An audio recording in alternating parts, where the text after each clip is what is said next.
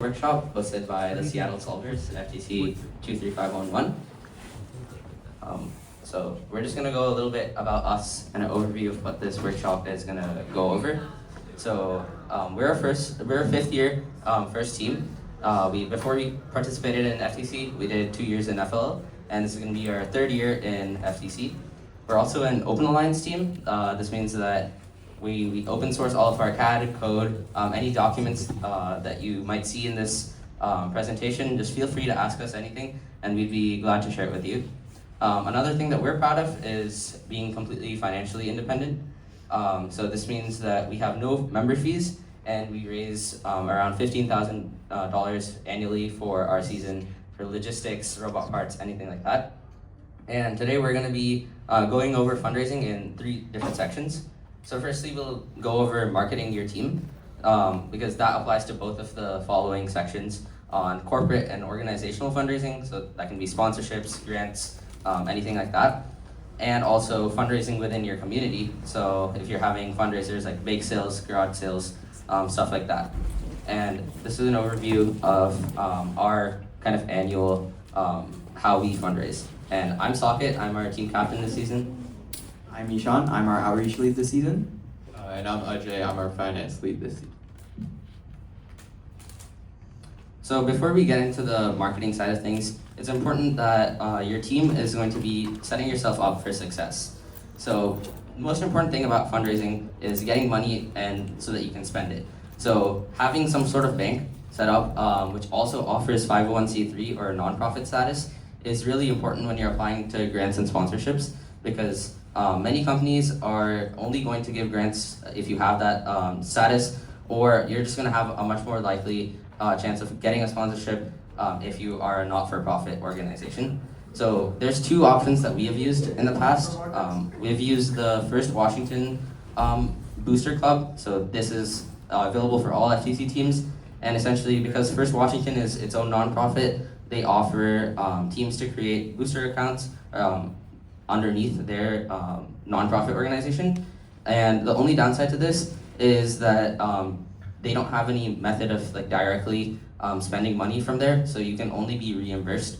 So someone else would order the parts, and then they'd be reimbursed the money that they spent. The other option is Hack Club Bank. So this is kind of not only for first teams, this is also for any teen-led clubs. And it's similar to First Washington in that they're their own nonprofit, and then you just become an organization underneath them. So you get the 501c3 nonprofit status. And the benefits for this one is you get direct access to your funds, also almost instantly. So you can make debit cards with spending limits if you have students buying things, or you want to budget for specific projects, you want to spend a specific amount of money. And then there's also various perks that run throughout the year. So for example, one running right now is there's a $500 credit for marketing. So there's a company called Jukebox, and then they've partnered with Hack Club Bank. And then basically if you're an organization which has X number of teens active, then you have access to that $500. So the only downside to this one is they do have a 7% fee on any money coming in. I think when you're starting out, it is waived, so if you're transferring money anywhere. But then after that, there is a 7% fee for anything. And then for school teams, this partially applies, but most likely your school already has some sort of method set up. So there's going to be some overlap, but there's also more opportunities for you all that community teams don't necessarily have, where other grants and sponsorships are open specifically for schools and educational organizations. So look out for those as well. Once you have your bank set up or your system for collecting money, the next most important thing is having some place where potential sponsors can come to learn about you and your team. So this can be whether it be your companies that you're emailing, it could be just any fundraisers where people are walking by and they want to learn more about you. We do this through 2 different ways. So we have a website and a Linktree. So Linktree is kind of the bare minimum you can see on the side. We have just a set of links that refer to everything about our team. So this could be our donate page, any sponsored newsletters that we have, so people know what we're doing throughout the season, so they're able to see actively the progress that we've made throughout the year, and any other contact us. Websites are also better if you have the opportunity. We use both because they have different purposes. Linktree you can easily share, and then people can go find whatever they need. So we recommend having both.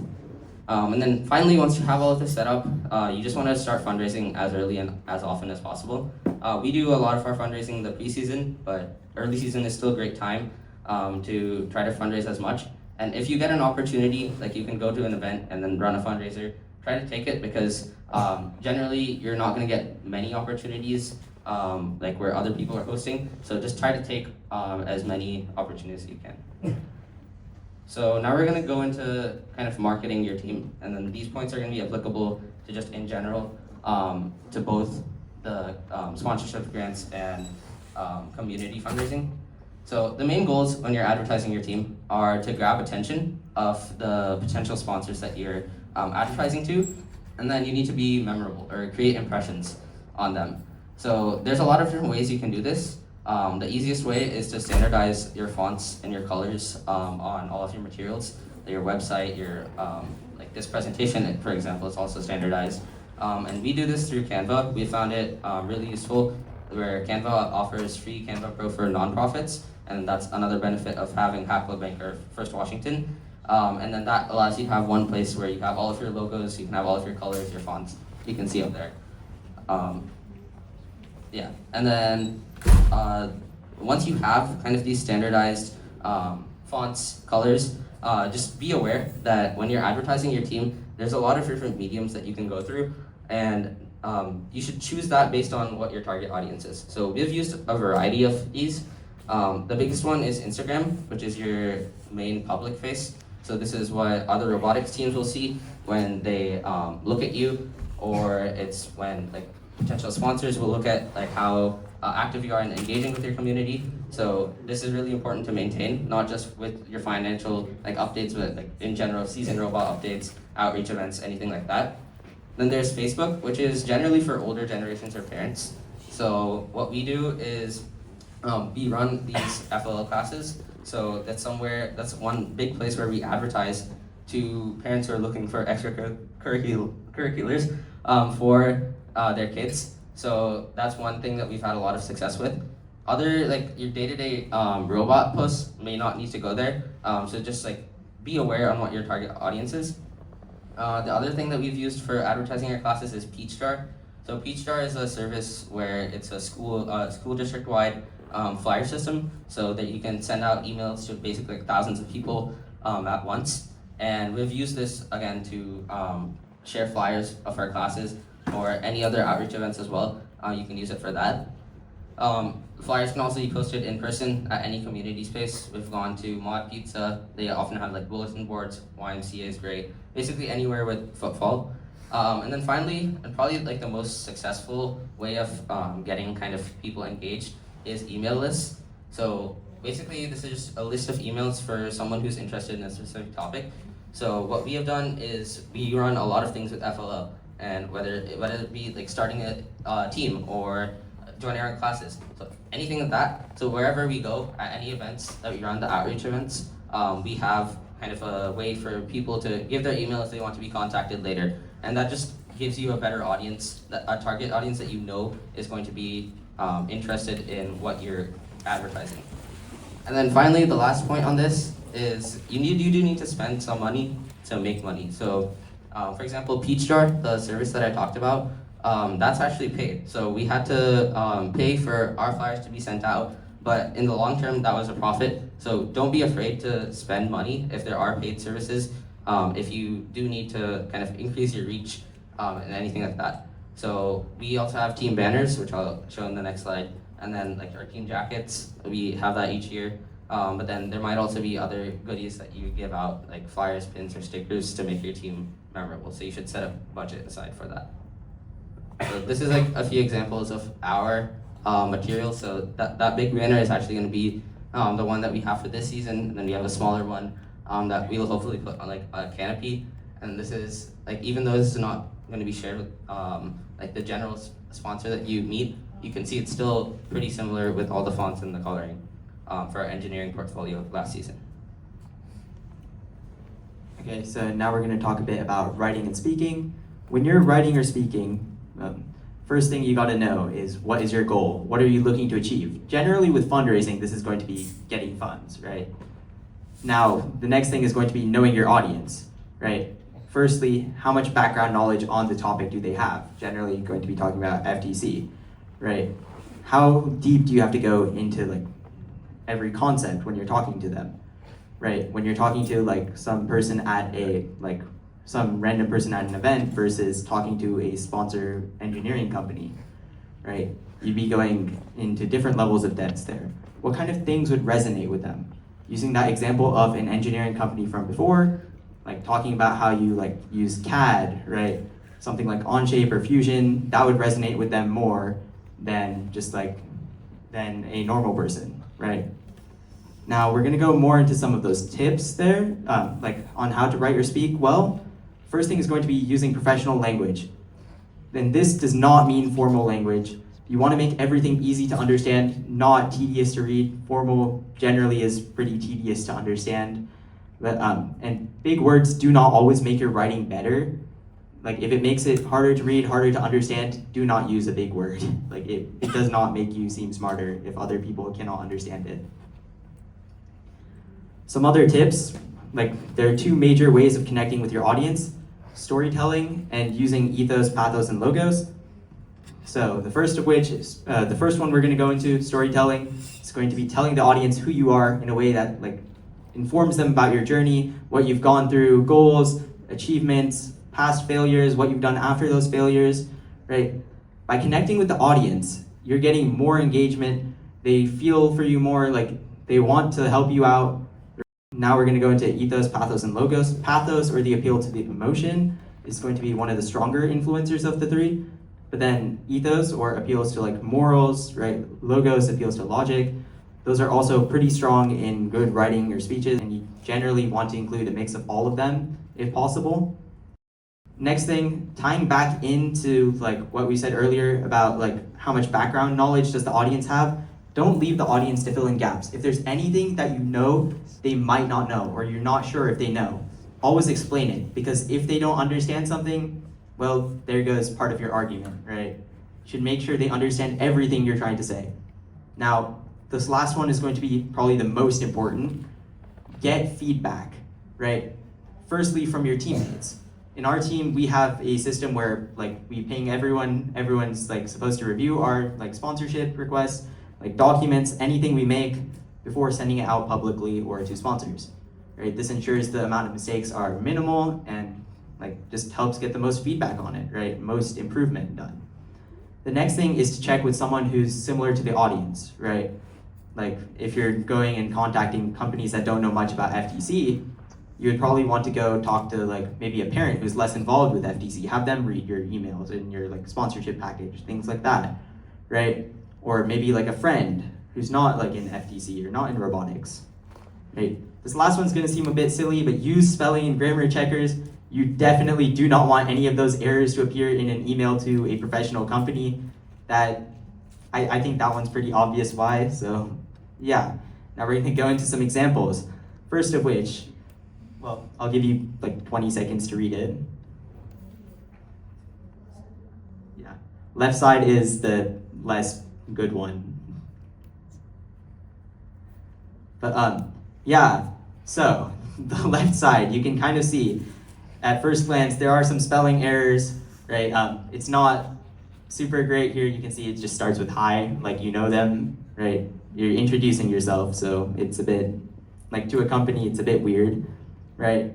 You can see a lot of it is pretty general, right? It doesn't really go into anything specific. You can see, like, especially with the second one, it starts talking about who your team is, right? What you've gone through, 5th year first team, right?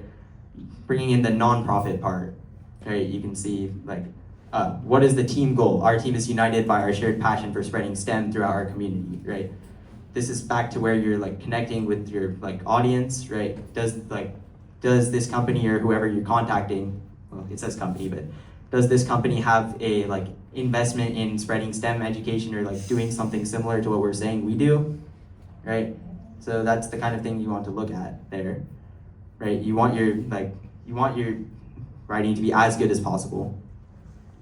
So we're going to go into some use cases for this now.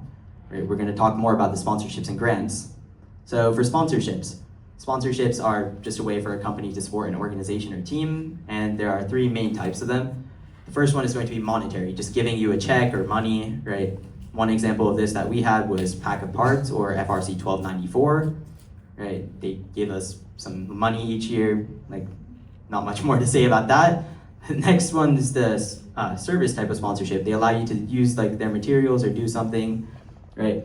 Again, I'm gonna talk about Pack of Parts here, right? They let us use their machine shop, like their laser cutters, their bandsaws, angle grinders, right? We get to go in when it's their meeting, and we can use any of those machines if we wish. So that's a service type of sponsorship. The third one is going to be product or store credit. These companies generally find it less expensive to give you a product or store credit than just giving you some money, right? Cost them less to produce the machines or produce whatever they're selling than they actually sell it for, than its retail value, right? One example we had is Dunn Lumber. They gave us some money. We could buy like basically wood for our prototypes from their store with. They gave us a gift card, and yeah, we used that to laser cut and like Pack of Parts machine, the Microsoft machine shop. Yeah, we used that to prototype all our mechanisms last year. Generally, the companies do ask for something in return. It's not usually super like intensive. Like it's either like having some photos that they can use for their PR, or you advertising their team or their company, right? Sometimes they ask for communication, though we're gonna go into that a bit after this, but you should be doing that no matter what. So one thing for sponsorships, you wanna have a sponsorship package, right? Like the email that we were talking about earlier, writing to a sponsor, that's just the hook. If they want more details, they should be reading a packet on what you're about. That's what a sponsorship package is. It's generally a packet attached to these emails that tells sponsors what you do, what your goals are, everything in more detail, as well with a lot of photos, which generally in an email don't show up very well. They also give sponsors how much money, an idea of how much money you guys spend each season, how much money you're requesting, and generally there's a page that includes sponsorship tiers at the end. It shows the companies how much money you're requesting, what benefits they get for each tier of money that they would be willing to help fund you with, and yeah. Like Socket said earlier, if you want to see our sponsorship package or something, just reach out to us. We'd be happy to share. Yeah, it is on our website as well. Yeah, so finding sponsorships. We're gonna go into how to do this now, some of the steps there. So the first one, we're gonna tie back into the goals, right? When you start writing, why are you looking at this company specifically? What do you have to gain from them? Are you looking for a specific product from them? Are you looking for mentorship? What do you want? Because generally, if you're looking for just some cash, right? Companies, that's the least preferred option that the companies have, right? So now that once you know what you're looking for, make sure to check the giving guidelines of this organization. If the giving guidelines explicitly state that your organization cannot be given the money, right? If it says no team groups can get money or funding, there you shouldn't be spending the time on asking, because it's just going to be a straight no, right? Just save your time. Now, the next thing you should be checking is their mission statement. Does their mission statement align with yours? Can you connect with them through that, right? So this is going back to the audience part, right? You have to know their audience, read their about their About Us page for each of those companies. What do they stand for? What community improvement are they trying to do? Now, this is also where we said nonprofit or organizational status, right, might help, because a lot of these companies only sponsor nonprofits, or they sponsor smaller companies, right? And also, just being a company sponsoring, you kind of have to be an organization for a company to give you money. Just giving it to a random person on PayPal is a bit weird for them, right? That's just to be blunt. But not having an organization set up, it just looks a lot less legitimate, right? So just having a nonprofit or organizational status will be extremely helpful there. Now, the next thing you want to look at is how big is this company, right? Are you going to be how many applications are they going to be receiving, right? If they're receiving a lot of applications, that puts a lot more competition for you when your application is going through, right? Like for example, we applied to the Bamboo Labs, like we emailed them, Bamboo Labs, the 3D printing company, right? It's one of the most popular for FTC and FRC, right? Just because of their high performing machines. But I'm sure they receive tons of applications every year. From now what we know, they respond to almost none of them, so don't apply to them. But yeah, when they receive that many applications, it's extremely hard to get it from any company. Like Microsoft and Amazon, I'm sure they also receive a lot. Like applying for an official sponsorship from one of them would be extremely painful, right? Now, when you're looking for a sponsorship, you should not be going to a general support email. These emails will almost never take you to someone who has the ability to approve your sponsorship.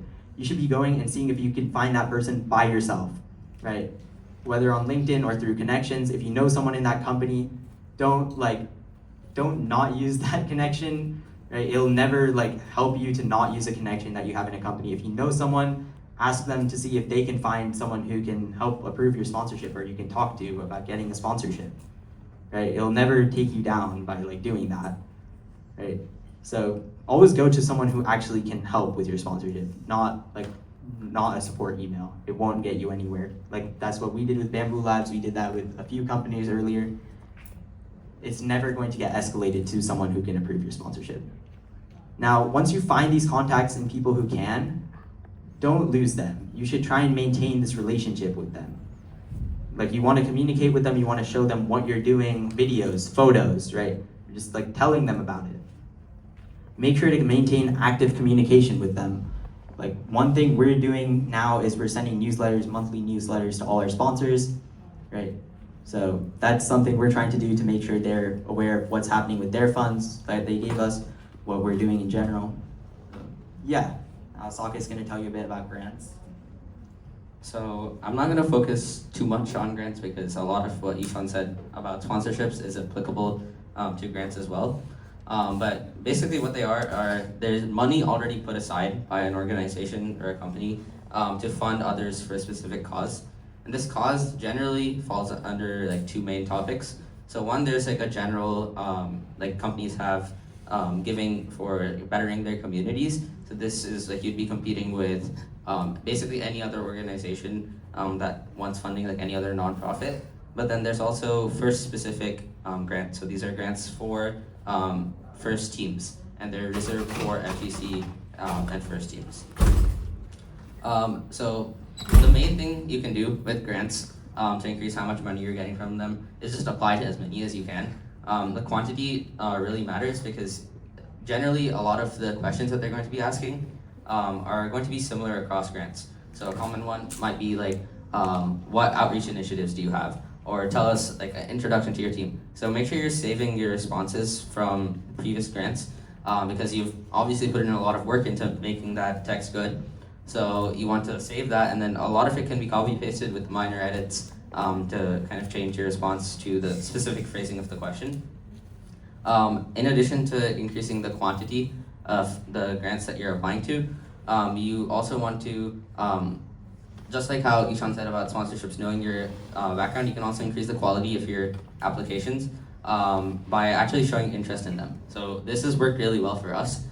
We've gotten 2 sponsorships for grants just by actively using these products before we applied to their sponsorship. So for example, the PTC or Onshape, they have a first grant for FTC and FRC teams for $500. And in the application, they asked about how you use our product, or if you do. And since we genuinely used Onshape a lot, and we were able to kind of talk about how this product has helped us, it definitely played a big part in why they sponsor us, even though at that time we were maybe lacking in other categories compared to other teams that might be applying. The other one is Fabrics. So Fabrics is a lesser known sheet metal manufacturing company.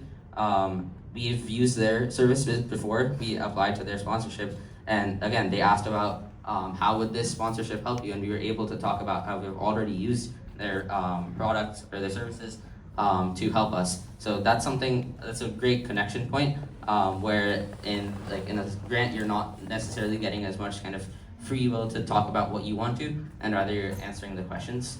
And then obviously use all the tips mentioned on the writing that Ishan mentioned and all the sponsorships. Finally, this is the last thing for corporate and organizational fundraising. This doesn't really fit into the other kinds of fundraising as much because you're not necessarily going to be contacting anyone or trying to convince them. You might already be doing everything that you need to, you just need to go and claim this money. So a lot of the times companies will support nonprofits that their employees support. So this can be through matching employee donations. So for example, if an employee donates to your nonprofit, then they'll match it. So if like $100, then the company would also donate $100. Some companies also have programs for the amount of time that an employee volunteers with the organization. So this could be your mentor, for example, if you have a mentor that works somewhere, and like Microsoft, for example, they give $25 per hour that they basically give that money to the nonprofit for every hour that a mentor spends or whoever is volunteering with you, and they'll basically financially support your team as well. So there are a lot of different ways you can find these. You can obviously just Google search whether your company that parents or mentors work at, and like see if they have any of these programs. Or one useful resource that we found was Double the Donation. So at the bottom of this link, there's a search feature, and it basically you can type in almost any large company, and it'll give you a detailed breakdown of what all, how all they can support you. So this can be an easy way to get money for something that you might already be doing. Another important thing, again, nonprofit status is really important. First Washington and both Hack Club Bank, both of them are already set up on Benevity. So that's the platform that lots of companies use for this matching service. So just make sure that if you are using something else, that you have some way of setting up in there. And finally, this doesn't really happen that often, but if you are accepting checks, then the check will need to be made out to First Washington or Hack Club Bank, but then in the memo field, they can say like which specific team that it's going to. And then now Ajay's going to talk about community fundraising. Okay, so community fundraising is not only important for like getting your team money, but also just reaching out with your community, and it's also really helpful for outreach. So first let's talk about like what is a fundraiser. This is a person, or in this case your team, promoting their brand through various events to generate financial support throughout the season or even longer. And there are two ways that you can do this. There's short fundraisers and long fundraisers. Some examples of short fundraisers are like garage sales or food sales events, and then some long fundraisers are brown bear car wash tickets, and then donations from your friends and family, like Saket said, that could be matched.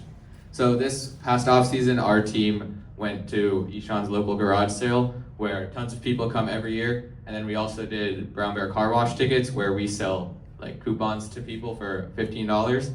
And there's also many other restaurants that do this, like Chipotle and Mod Pizza. But something that we've noticed is coming up with your own custom events is super hard to advertise, and almost no one will show up. So you should look out for, like for example, garage sales or even farmers market to go to, where there's already traction, where people have already come. And that'll not only help people come to your stall, but it'll also help promote like a product that you're selling or just donations that you want. So some things that you need to do to make your fundraiser effective is to, obviously you cannot be scared to talk to people. You're the one who's promoting like your team. No one's gonna, like, it's very rare where people will come up to you and be more interested in a topic than what you're talking about. And on top of that, you have to be excited about what you're talking about and to show interest. If you're not excited, the person you're talking to won't think that you're knowledgeable in this topic, and that'll just bring down the credibility of your team, and like it won't help you in the long term, especially if you're trying to like retain a sponsor or something like that. And the last thing that you want is attractors, like a robot and a field. So at our garage sale, we actually brought our FTC robot with some field tiles and the bucket, as well as our FLL table for little kids to come and see like what we offer for our FLL classes. So those are super important, not only to keep engagement for long periods of time, but also to see like exactly what you offer and what your team has been doing throughout the season.